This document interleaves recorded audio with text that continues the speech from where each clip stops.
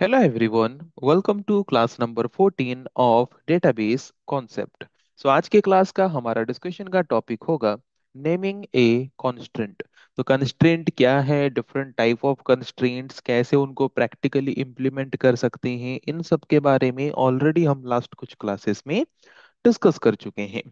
आज के क्लास में हम डिस्कस करेंगे कि हम जो भी कंस्ट्रेंट यूज करते हैं, चाहे वो डिफॉल्ट कंस्ट्रेंट हो, चाहे वो नॉट कंस्ट्रेंट हो, चाहे वो प्राइमरी की कंस्ट्रेंट हो, या फिर चाहे वो रेफरेंशियल इंटीग्रिटी कंस्ट्रेंट हो। तो किसी भी तरह का कंस्ट्रेंट अगर हम यूज करते हैं हमारे डेटाबेस टेबल में, देन उन कंस्ट्रेंट को अगर हम एक नेम देना चाहते हैं तो वो नेम हम कैसे दे सकते हैं, और उन कंस्ट्रेंट को नेम देने से हमें क्या फायदा मिलेगा, क्या एडवांटेज मिलेगा, वो भी हम आज की क्लास में डिस्कस करेंगे। तो शुरू करते हैं डिस्कशन और जानते हैं कि how to name a constraint. So so constraint can be named in the create table command.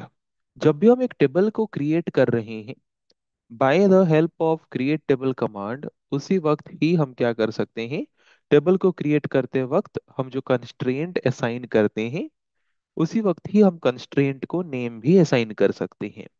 जब हम एक टेबल क्रिएट कर रहे हैं तो टेबल क्रिएट करते वक्त हम कंस्ट्रेंट डिफाइन करते हैं, कंस्ट्रेंट स्पेसिफाई करते हैं। उसी वक्त ही हम क्या कर सकते हैं, वही टेबल क्रिएट करते वक्त ही हम कंस्ट्रेंट को नेम भी असाइन कर सकते हैं।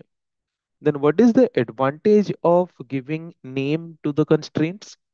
कंस्ट्रेंट्स को नेम देने से क्या एडवांटेज हमें मिलेगा? हम तो बिना नेम दे के भी कंस्ट्रेंट्स को यूज कर पाते थे।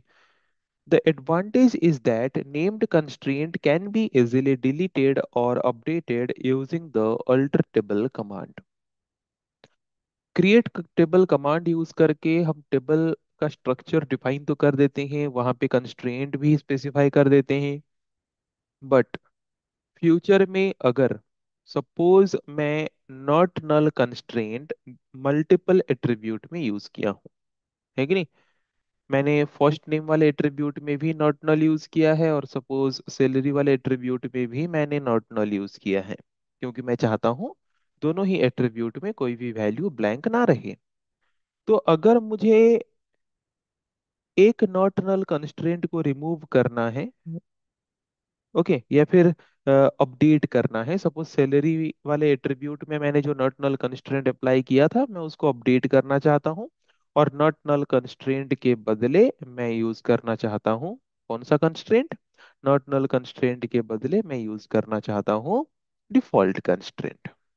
ओके, तो कौन से नॉट नल कंस्ट्रेंट को हम अपडेट करेंगे वो हमारे डेटाबेस सर्वर को कैसे पता चलेगा? जबकि हमारे डेटाबेस टेबल के स्ट्रक्चर में तो दो बार नॉट नल कंस्ट्रेंट यूज हुआ है।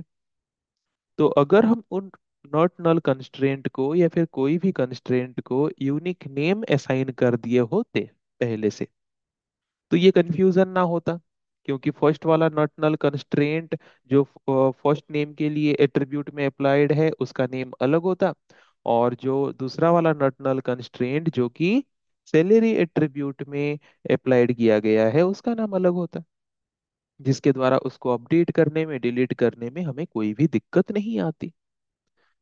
इस प्रॉब्लम को सॉल्व करने के लिए कंस्ट्रेंट को नेम देना जरूरी है, और ये एडवांटेज है कोई भी कंस्ट्रेंट को नेम देने का। ओके, तो आई होप एडवांटेज सबको समझ आ गया होगा। The advantage of giving name to a constraint is that it can be easily updated and deleted by using which command? By using alter table command, जो कि एक DDL command है। Okay, next, a constraint can be named by using, naming constraint करना क्यों जरूरी है वो तो हम समझ लिए। ओके, कब करेंगे वो भी हम समझ लिए। उसके बाद अभी हम देखेंगे कि कैसे करेंगे, कैसे हम एक कंस्ट्रेंट को नेम देंगे।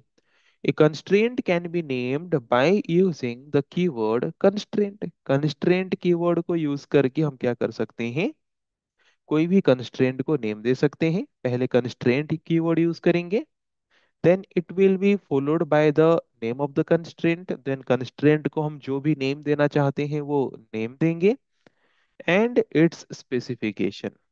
And it's specification means what kind of constraint is this, and वो कंस्ट्रेंट किस एट्रीब्यूट में अप्लाई किया गया है, वो है उसका स्पेसिफिकेशन. है कि नहीं?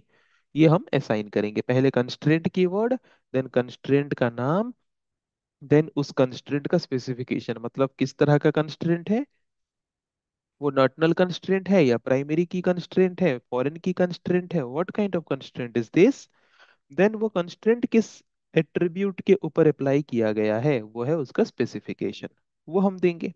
ओके. तो देख लेते हैं उसका एग्जांपल. तो यहाँ पे एक एग्जांपल लिया गया है, देख सकते हो. तो जब भी हम एक कंस्ट्रेंट को नेम असाइन कर रहे होते हैं, तो तब उस कंस्ट्रेंट को उस एट्रीब्यूट के साथ डिफाइन नहीं करना है, उसको एंड में हमें डिफाइन करना है. ओके. जैसे कि टीचर आईडी. तो इस टीचर आईडी यहाँ पे जो है, इस टीचर आईडी को मैं प्राइमरी की के हिसाब से डिक्लेयर करना चाहता हूँ, बट प्राइमरी की कंस्ट्रेंट को मुझे एक नेम देना है, इसीलिए हम यहाँ पे प्राइमरी की डिक्लेयर नहीं करेंगे. अगर यहाँ पे प्राइमरी की डिक्लेयर कर देंगे तो उसको और यूनिक नेम असाइन नहीं कर पाएंगे. है कि नहीं? इसीलिए हम क्या करेंगे, एंड में उसको यूनिक नेम दे के हम टीचर आईडी को प्राइमरी की कंस्ट्रेंट के द्वारा डिफाइन करेंगे. यहाँ पे नॉट नल कंस्ट्रेंट को मुझे कोई यूनिक नेम देना नहीं था, क्योंकि मुझे इसको एक बार ही यूज करना है. तो उसको हम जैसे नॉर्मली एट्रीब्यूट डिफाइन करते वक्त स्पेसिफाई करते हैं वैसे ही करेंगे. ओके. डिफॉल्ट कंस्ट्रेंट को भी कोई यूनिक नेम मुझे देना नहीं था, तो उसको भी नॉर्मल रखेंगे. देन फॉरेन की कंस्ट्रेंट को भी मुझे यूनिक नेम देना है. तो कैसे यूनिक नेम दे सकते हैं, तो उसका प्रोसेस हमने क्या देखा. सबसे पहले हम यूज करेंगे कंस्ट्रेंट कीवर्ड. तो कंस्ट्रेंट लिखा है, देन उसके बाद हम देंगे कंस्ट्रेंट नेम, उस कंस्ट्रेंट को हम कुछ नेम देंगे, जैसे कि हमने यहाँ पे नेम क्या दिया है, देखो, टीचर पीके. टीचर पीके मीन्स टीचर प्राइमरी की. ओके. और कंस्ट्रेंट का नेम जब दोगे, कंस्ट्रेंट नेम में कोई भी स्पेस नहीं होना चाहिए. ये शॉर्ट क्वेश्चन के लिए इंपॉर्टेंट है. चार ऑप्शन दे देगा और बोलेगा which of the following is a valid constraint name. कुछ में स्पेस दे देगा, है कि नहीं? कुछ में और कुछ सिंबल्स यूज कर लेगा, कुछ में एल मतलब डिजिट से शुरू कर लेगा. ओके. तो इन चीजों को ध्यान देना है. कंस्ट्रेंट नेम में कोई भी ब्लैंक स्पेस नहीं होना चाहिए. Then specification. स्पेसिफिकेशन मतलब ये किस तरह का कंस्ट्रेंट है, प्राइमरी की कंस्ट्रेंट है. और ये हम किस एट्रीब्यूट को ये कंस्ट्रेंट हम किस एट्रीब्यूट के लिए स्पेसिफाई कर रहे हैं, टीचर आईडी. तो ये प्राइमरी की और टीचर आईडी ये है स्पेसिफिकेशन. टीचर पीके ये है कंस्ट्रेंट नेम, एंड देन उससे पहले है कंस्ट्रेंट कीवर्ड. ओके. इस तरीके से हम कंस्ट्रेंट को नेम असाइन कर सकते हैं. देन कॉमा देंगे, और एक कंस्ट्रेंट को हम नेम असाइन कर रहे हैं, कौन से constraint, foreign key constraint. Then again constraint keyword, then constraint name. यहाँ पे कंस्ट्रेंट नेम हमने क्या दिया, teacher F K. F K means foreign की.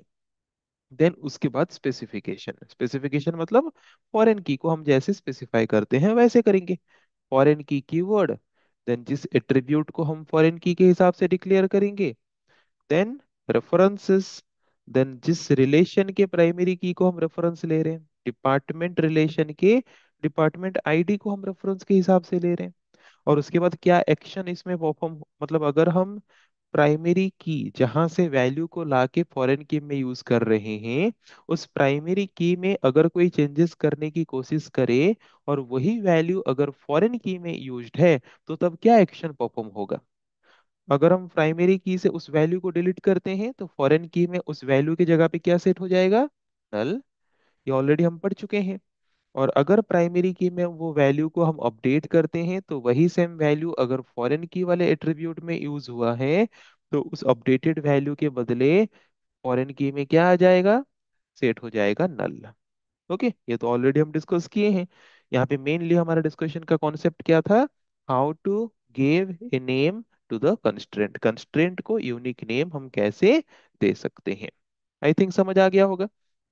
सो इन द एबव टेबल, ऊपर जो हमने टेबल क्रिएट किया उसका जो एग्जांपल हमने देखा, है कि नहीं?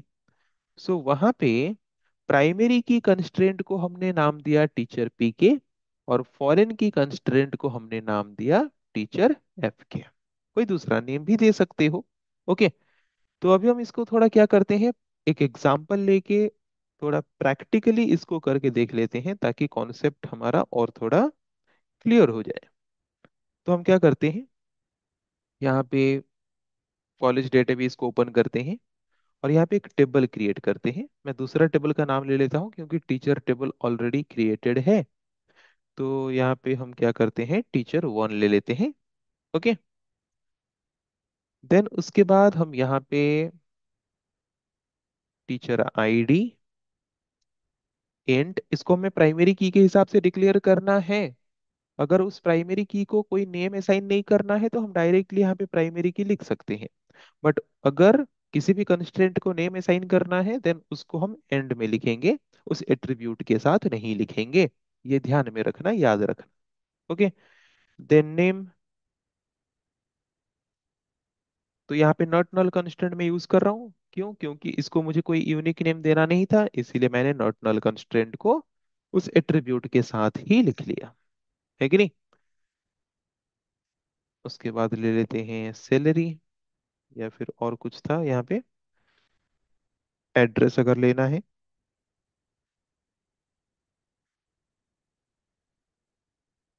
सैलरी।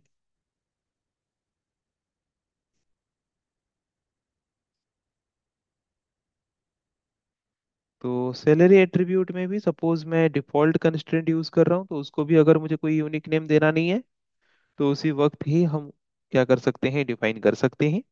ओके, स्पेसिफाई कर सकते हैं।